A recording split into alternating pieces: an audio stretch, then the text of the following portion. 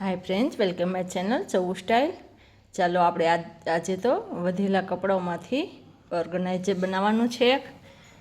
તમે જાણો છો, આગળ મેં ટ્રાવેલ બેગ બનાવી હતી, એના કટકા વધેલા છે.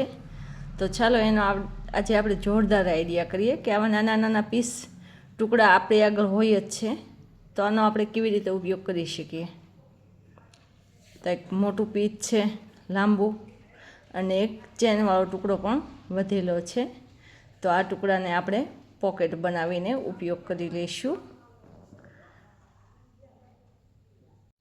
ફ્રેન્ડ્સ, નાના ટુકડાઓનો કેવી રીતે ઓર્ગેનાઇઝર આપણે બનાવી શકીએ તે તમે જોઈ શકશો આમાં, અને તમને ઘણું બધું શીખવા પણ મળશે. તો લાંબો બેલ્ટ છે આપણે એટલે આપણે એને બે ભાગ કરીને વચ્ચેથી કટ કરી લઈશું, કારણ કે બહુ લાંબુ કાપડ છે અને આમ ટૂંકું છે. તો પહેલાં તો આપણે એને કટ કરી લેવાનું છે. બે ભાગ એક સરખા રાખીને વચ્ચેથી આપણે કટ કરી લઈશું. તો આપણે એ બે ભાગ થઈ ગયા. હવે એને ત્રીજો ભાગ પણ આપણે જોઈન્ટ કરીને આપણે પહેલાં એને સિલાઈ મારવાની છે. ફ્રેન્ડ્સ, આનું માપ હું પછી તમને જણાવીશ. તો આપણે એને જોઈન્ટ કરી દીધું છે. નીચે અસ્તરને વચ્ચે બોરી નાખીને મેં સિલાઈ મારી દીધી છે. તો હવે આપણે એની પહોળાઈ જોઈ લઈએ પહેલાં. તો પહોળાઈ એની 17 છે અને લંબાઈ જોઈ લઈએ.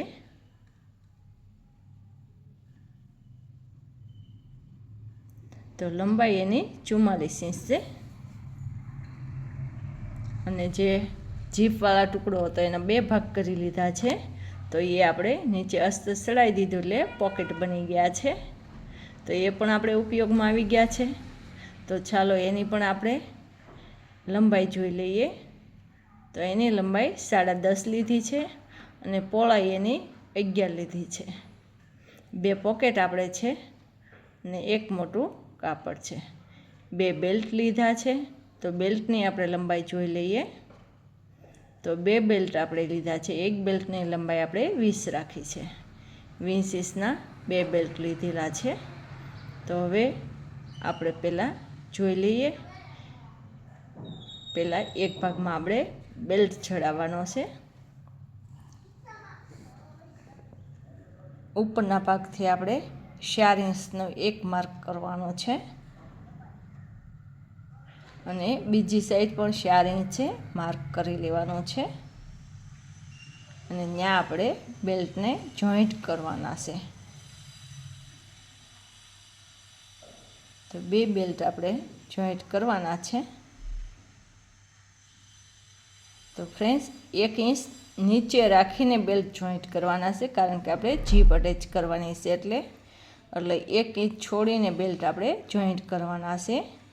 તો આ ઉપરના ભાગમાં આપણે આવી રીતે બેલ્ટ જોઈન્ટ કરી દઈશું. હવે બીજી સાઈડમાં કેવી રીતે કરવાનું છે? બીજી સાઈડમાં આપણે કિનારા ઉપર જોઈન્ટ નથી કરવાનું.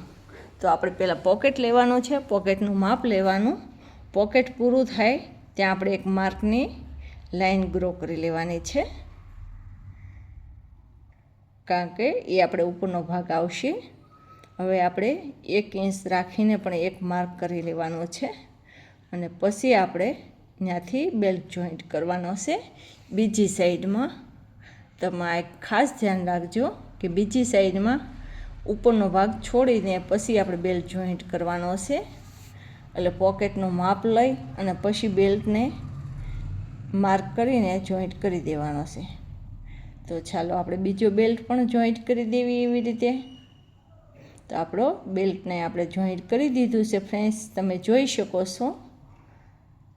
અને ઉપરના ભાગમાં પણ આપણે બેલ્ટ જોઈન્ટ કર્યો છે. તે ફક્ત 1 ઇંચ છોડીને આપણે જોઈન્ટ કર્યો છે. અને ઓલામાં આપણે પોકેટનું માપ લઈ એ ભાગ છોડી અને પછી આપણે બેલ્ટ જોઈન્ટ કર્યો છે.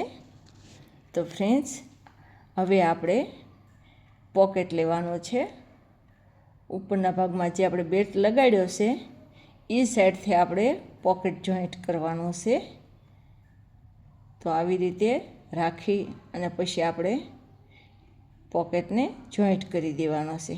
તો ચાલો આપણે એને આવી રીતે રાખી દઈએ અને આપણે એને સિલાઈ મારવાની છે. તો આપણે એને 3 ભાગમાં સિલાઈ મારવાની છે. ફ્રેન્ડ્સ, ચારે ભાગમાં સિલાઈ નથી મારવાની, આપણે ફક્ત 3 ભાગમાં સિલાઈ મારવાની છે અને એક ભાગ ઓપન રાખવાનો છે.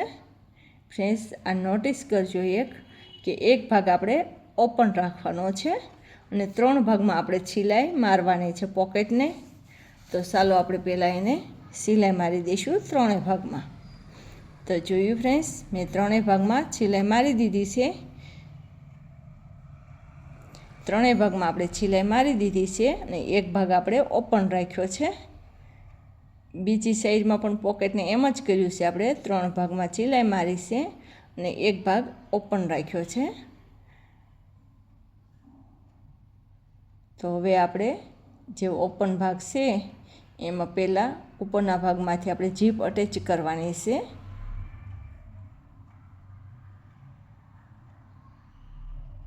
તો પહેલાં આપણે આવી રીતે જીપ રાખીને સિલાઈ મારી દઈશું 3 ભાગમાં. તો ફ્રેન્ડ્સ, મેં જીપ અટેચ કરી દીધી છે અને ઉપરથી પણ સિલાઈ મારી દીધી છે. તમે જોઈ શકો છો કે સિલાઈ મરાઈ ગઈ છે. ઉપરના ભાગમાંથી પણ સિલાઈ મેં મારી દીધી છે. તો હવે જે પોકેટ છે એ બાજુ પણ આપણે જીપ અટેચ કરવાની છે. તો ચાલો એ પણ 3 ભાગમાં આપણે જીપ અટેચ કરી દઈએ. ફરતી રાઉન્ડમાં જીપ અટેચ કરવાના છે. તમે આવી રીતે રાખી અને જીપને સિલાઈ મારી શકો છો. તો એને પણ આપણે સિલાઈ મારી દઈએ. જોયું ફ્રેન્ડ્સ, આપણે સિલાઈ મારી દીધી છે 3 બાજુ અને ઉપરથી પણ સિલાઈ મારી દીધી છે.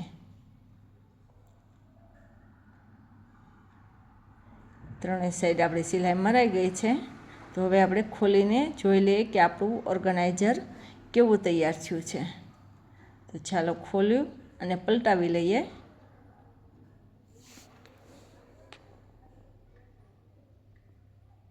તો ફ્રેન્ડ્સ, પલટાવી લીધું છે. જોયું ફ્રેન્ડ્સ, આપણું હેન્ડબેગ તૈયાર થઈ ગયો છે.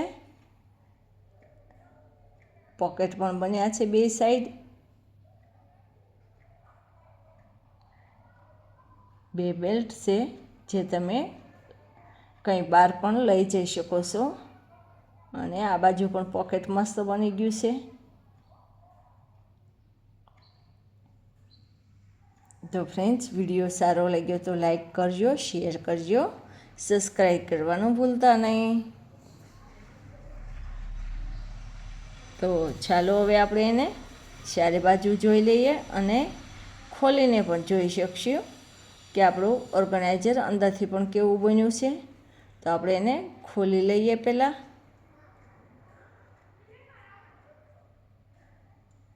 તો જોયું ફ્રેન્ડ્સ, અંદર મેં મારા બાળકોના કપડાં કેવી રીતે રાખ્યા છે. તો તમે કોઈ પણ વસ્તુ એમાં સ્ટોર કરી શકો છો, કપડાં પણ રાખી શકો છો અને તમારે બહાર જવું હોય તો પણ તમે સાથે લઈ જઈ શકો છો. સાઈડમાં પોકેટ છે તો એમાં પણ તમે કંઈ પણ વસ્તુ રાખી શકો છો. 2 પોકેટ બન્યા છે 2 સાઈડમાં એક. એટલે તમે ટ્રાવેલમાં પણ લઈ જઈ શકો છો અને ઘરે પણ કંઈ પણ વસ્તુ કે કપડાં સ્ટોર કરી શકો છો. તો જોયું ફ્રેન્ડ્સ, આપણી હેન્ડબેગ તૈયાર થઈ ગઈ છે. કેવા નાના એવા ટુકડાનો કમાલ. Thank you.